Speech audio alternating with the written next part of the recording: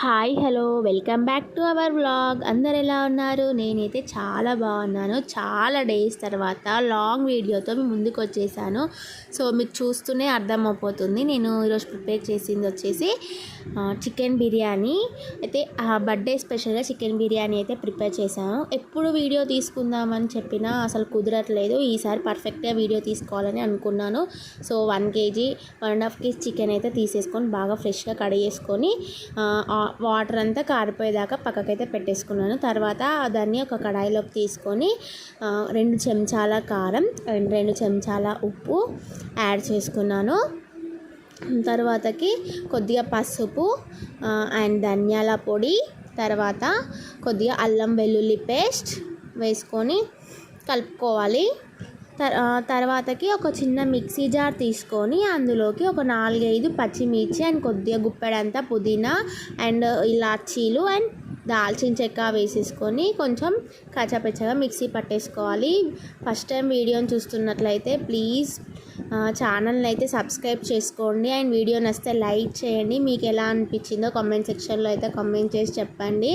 తర్వాతకి నేను ఒక కప్పెడు పెరుగు అయితే తీసుకున్నాను. పెరుగు తీసుకొని అందులో వేసేసుకొని కలుపుకున్నాను. అండ్ చాలా స్టార్టింగ్లో చికెన్ బిర్యానీ అంటే అబ్బా అనిపిస్తుండే. ఇట్లా చేస్తూ ఉండటం వల్ల చాలా ఈజీ అనిపిస్తుంది. కానీ చేస్తుంటే మన వాళ్ళ కోసం చేస్తున్నప్పుడు హ్యాపీగా ఉంటుంది కదా. సో నాకైతే ఫుల్ హ్యాపీ చికెన్ బిర్యానీ చేయడం. సో తర్వాత అయితే కొద్దిగా కొత్తిమీర అండ్ ఒక నిమ్మకాయ మంచిగా పిండేసుకొని మళ్ళీ ఒకసారి కలిపేసుకోవాలి. నేనైతే ఇక్కడ చికెన్ మసాలా కూడా యాడ్ చేసుకుంటున్నాను. చికెన్ మసాలా మీకు ఇష్టం అయితే వేసుకోవచ్చు, లేకపోతే స్కిప్ చేసేయచ్చు. సో నేను వేసేసుకొని కలిపేసుకున్నాను.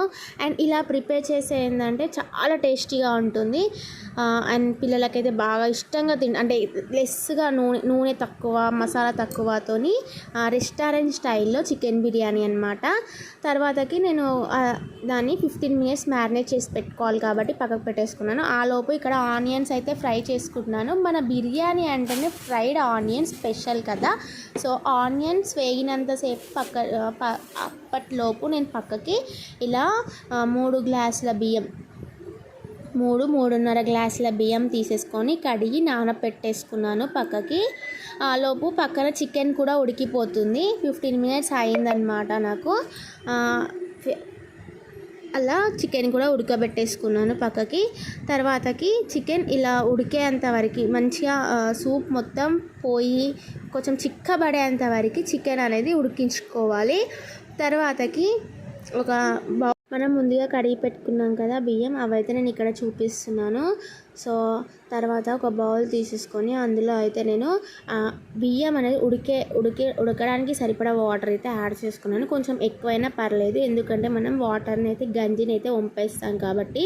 సో ఆ వాటర్లో నేను ఒక 5-6 ఇలాచీలు అండ్ కొద్దిగా సాజీరా అండ్ దాల్చిన చెక్క అండ్ మన బిర్యానీ ఆకు, బిర్యానీ పువ్వులు, తర్వాతకి మనం స్టార్ ఫ్లవర్స్ ఉంటాయి కదా అవైతే వేసేసుకొని కొద్దిగా ఉప్పు కూడా ఇందులోనే వేసేసుకోవాలి. తర్వాత కొద్దిగా నెయ్యి కూడా వేసేసుకొని వాటర్ మరిగేదాకా స్టవ్ పైన పెట్టేసుకోవాలన్నమాట. చూస్తున్నారు కదా, నేనైతే అన్నీ వేసేసుకున్నాను. వీడియో నచ్చితే ప్లీజ్ లైక్ చేయండి, మన ఛానల్ని అయితే సపోర్ట్ చేస్తూ ఉండండి. అండ్ నేను వంటలు నేర్చుకునే టైంలో అయితే పప్పు చారు చేయడానికి కూడా చాలా ఇబ్బంది పడేదాన్ని అనమాట. అలాంటిది ఇప్పుడు చికెన్ బిర్యానీ చేస్తున్నానంటే యూట్యూబే అండి. నేను యూట్యూబ్లో చూసి అన్నీ నేర్చుకున్నాను. అండ్ మా ఇంట్లో అయితే నేను చేసే చికెన్ బిర్యానీ అంటే చాలా ఇష్టంగా తింటారు. చూస్తున్నారు కదా, ఇక్కడ నేను పక్కకి రైస్ ఉడకబెట్టడానికి వాటర్ కూడా పెట్టేసుకున్నాను. చికెన్ కూడా ఉడికిపోతుంది. ఆ లోపు రైస్ అనేది దమ్ పెట్టడానికి ఇలా ఒక బౌల్ తీసుకొని పెద్దది ఇట్లా వెడల్పుగా ఉండేటట్టు చూసుకోవాలి. అందులో మనం ఆనియన్స్ వేయించిన ఆయిల్ ఉంది కదా, అదైతే వేసేసుకొని మంచిగా స్ప్రెడ్ చేసి పక్కకైతే పెట్టేసుకున్నాను. ఇక్కడ నాకు వాటర్ కూడా మసులుతున్నాయి.